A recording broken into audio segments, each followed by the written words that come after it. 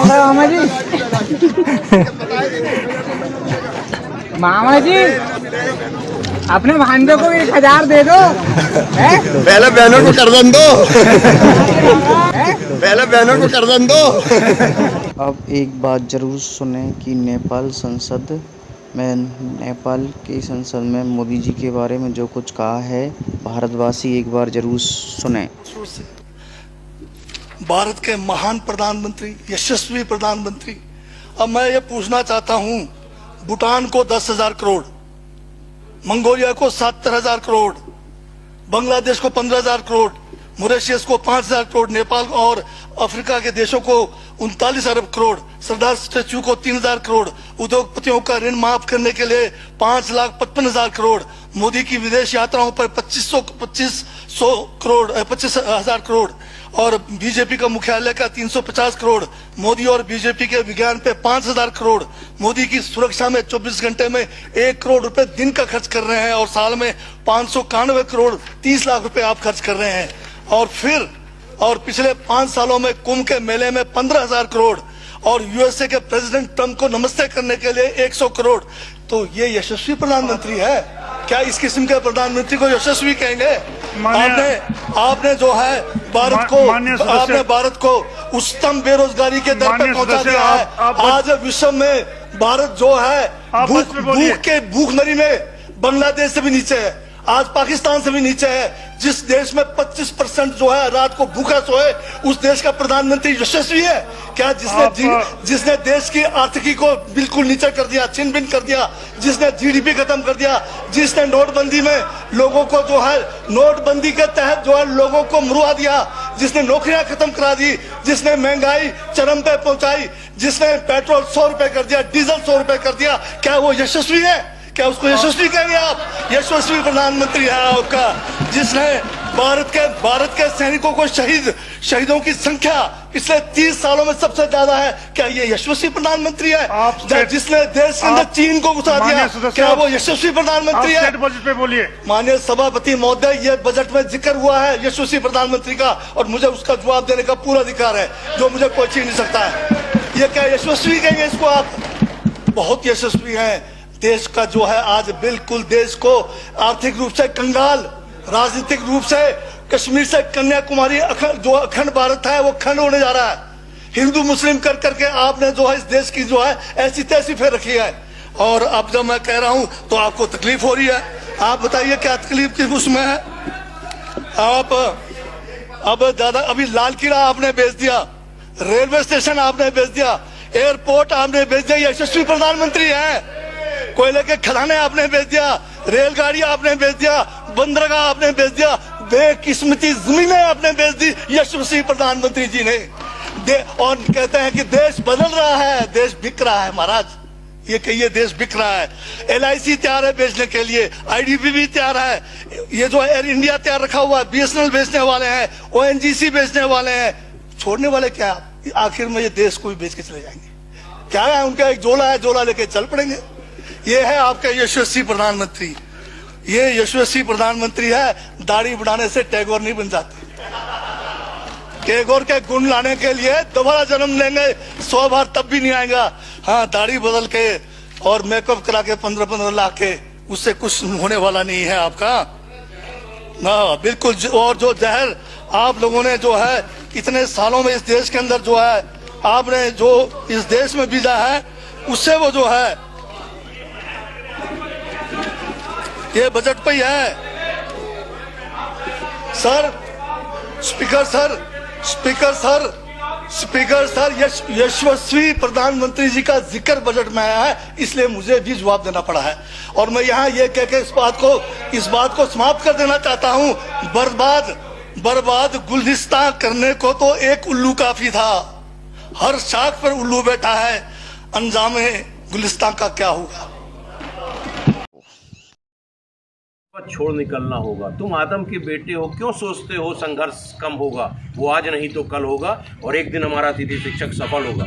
लेकिन आप निर्णय कर लो, एक बैनर से आप पढ़े लिखे हो, शिक्षित हो, आप देख चुके हो, हालात देख चुके हो भोपाल में आंदोलन की, इसीलिए मैं 2 साल से कोई आंदोलन नहीं कर रहा था और आज भी नहीं चाहता हूँ। लेकिन ये हमारे तमाम अतिथि भाई जो हमको फ़ोन लगाते हैं, दिन रात बोलते हैं कि भैया आंदोलन करिए, आप ही लड़ाई लड़ सकते हो, ये चीज़ उनको एहसास हो गया। पूरा मध्य प्रदेश का अतिथि शिक्षक इंतज़ार कर रहा था मेरे फेसबुक लाइव होने का, इसीलिए मैं लड़ाई लड़ना चाहता हूँ।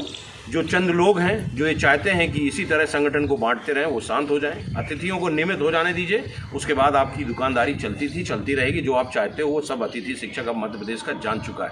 इसलिए मेरा आपसे निवेदन है, हमारा अतिथि भाइयों से निवेदन है, और ग्रुपों में तमाम लोग प्रकार के लोग जुड़े रहते हैं जो अतिथि शिक्षक नहीं है, जो आपको बरगलाते हैं, आपको मिसगाइड करते हैं, चंद लोग, उन भ्रांतियों में मत पड़िए। लड़ाई को बड़ी बनाइए, एक झंडा, एक बैनर और एक नाम के साथ आप लड़ाई लड़िए, आप निश्चित जीतोगे। अगर आप जीतना चाहते हो और अतिथि शिक्षक से शिक्षक बनना चाहते हो तो सबसे पहले आप अपने आप को मजबूत करिए, अपनी शिक्षा को जगाइए और अगर आप दूसरे के बच्चों को शिक्षा देने का काम कर रहे हैं, जब तक आप शिक्षित नहीं होंगे, आप नहीं समझोगे कि आपका भला और बुरा कहाँ है, तब तक आप कभी कोई लड़ाई नहीं जीत पाओगे। ये मैं नहीं कहता, ये प्रकृति कहती है, संसार कहता है कि बुद्धि, इतने पूरे मनुष्य के इतने बड़े शरीर में भगवान ने, प्रकृति ने बुद्धि को सबसे ऊंचा स्थान दिया है। क्यों दिया है? क्योंकि आप उसका उपयोग करिए, आप जानिए कि सच्चाई कहाँ है, अच्छाई कहाँ है, हमारा भला कहाँ है, हमारी लड़ाई कौन लड़ सकता है और किस स्तर पे लड़ाई लड़के हमको हक दिला सकता है। आपके तो लोग कहते हैं, अगर आपका जबलपुर का जल सत्याग्रह हुआ था, जब नर्मदा जल सत्याग्रह हुआ था, उसी के बाद आपको 3 हक मिले थे, 25% का आरक्षण, 9 साल की छूट और तनख्वाह में बढ़ोतरी। उसी जल सत्याग्रह के 15 दिन बाद शासन ने आपको दे दिया था। अगर आप नियमित होना चाहते हो तो एक झंडा, एक बैनर और एक नाम के साथ लड़ाई शुरू कर दीजिए। जिलों में जब आप ज्ञापन देते हो तो एक ही लेटर हेड यूज़ होना चाहिए, उसमें एक ही नाम होना चाहिए, और जिला अध्यक्ष अगर अपना नाम लिखता है तो साथ में अपने जिसको भी आप प्रदेश अध्यक्ष मानते हो उसका नाम मेंशन करिए, ताकि CID से, IB से, साइबर सेल से आपकी बात भोपाल तक पहुँचे कि एक नेतृत्व, एक बैनर के तले अतिथि शिक्षक इकट्ठा हो गया। ये चंद टुकड़ों में बटा नहीं है, आज नहीं तो कल वो अपना हक लेगा। और मैं आपको ये भी बताना चाहता हूँ कि पिछले 2 साल से, 2.5 साल से मैंने कोई आंदोलन इसलिए नहीं किया कि जो ये कहते थे कि हम आंदोलन करना चाहते हैं, हम अतिथि शिक्षक हैं, तो मैंने इसीलिए 2 साल तक कोई प्रकार की आवाज़ नहीं लगाई, ना मैं किसी तरह से आप लोगों के बीच में आया। लेकिन अब अतिथि शिक्षक चाहता है कि मैं लड़ाई लड़ूं, तो कृपया करके आपने उनका हश्र देख लिया, जिन्होंने 2-2, 3-3, 4-4 बार भोपाल में आंदोलन किया। हुआ क्या, रिजल्ट क्या हुआ? ये स्थिति हो गई कि हमारे भाई, छोटे अतिथि भाइयों को पानी पीने तक का मौका नहीं दिया, पुलिस ने उनको खदेड़ा। अब मजदूरी तो करनी पड़ेगी ना, 2 बच्चे हैं, उनकी फीस भी देनी है पढ़ने के लिए, 2 बेटियां हैं शादी के लिए, 1 बेटा है, एक भी गोली भी नहीं देने के लिए हमारे पास पैसा नहीं है। 6500 रुपये सैलरी मेरे को पेंशन दे रही है। अब 6500 रुपये में पेट भरें या बच्चों को पढ़ाएं? अब चाय की दुकान भी खोलनी पड़ेगी, उस पर बोर्ड लगा दूंगा, हरियाणा सरकार का क्लास 1 गस्टेड अफसर चाय की रेडी पे चाय बेच रहा है। अब यहाँ मजदूरी कर रहे हैं, कम से कम 600-700 रुपये दिहाड़ी तो मिलेगी। हम कौन सा यहाँ पे रजवाड़े से पैदा हुए हैं, पढ़ाई लिखाई करके मेहनत करके अफसर बने थे, लेकिन सरकार ने जहाँ से शुरुआत करी थी वहीं पे हमने वहीं पहुँचा दिया इसने। और ये बीजेपी की सरकार जो है, ये सिर्फ पूंजीपतियों के खाते भरने के लिए है। खट्टर साहब बोलते हैं मैंने बड़ी लावणी करी है, बड़ी ये करी है, जरा कदे पेंशन छोड़ेगा क्या? हरियाणा राज्य की उसको इतनी चिंता है, हरियाणा राज्य की उसको चिंता है कि 2030 तक दिवालिया हो जाएगा, और अभी बोल रहे हैं पिछले 3 महीने में हरियाणा ने 7500 करोड़ रुपया GST का इकट्ठा किया है। एक तरफ से तो दिखाते हैं कि हमारे पास बहुत सारा पैसा है, और दूसरी तरफ दिखाते हैं कि हम दिवालिया होने जा रहे हैं। ये 2-2 स्टेटमेंट क्या है? MP को, MLA को 4-4 बार की पेंशन, और हमने अपनी सारी जिंदगी दे दी 58 साल तक सरकार को, एक पेंशन देने में भी उसका दिवालिया होने पे आ जाएगी। ये बीजेपी के नए कंसेप्ट आ गए हैं, सिर्फ बेवकूफ बना रही है देश की जनता को। और दोबारा अब लोगों सचेत हो जाओ, वोट की चोट दे दो इनको। जब तक वोट की चोट नहीं दोगे तो ये सुधरेंगे नहीं। कांग्रेस तो इससे लाख दर्जे अच्छे है, कम से कम मुलाजिमों के ऊपर उन्होंने अपना हथौड़ा तो नहीं चलाया। अपनी तिजोरियां भर लो और देश के नागरिकों को कर दो कमजोर। हमने जहां से जिंदगी शुरुआत करी थी वहीं पे आके पहुंच गए। अब क्लास 1 गस्टेड अफसर है, या बुढ़ापे में वकालत करेंगे तो वकालत करने में तो 10 साल दोबारा फिर शुरुआत करनी पड़ेगी वहीं से। 6500 रुपए में अगर मैं बीमार हो गया तो इन्होंने आयुष्मान में भी नहीं आएंगे हम तो। Thanks for watching. like and comments and subscribe.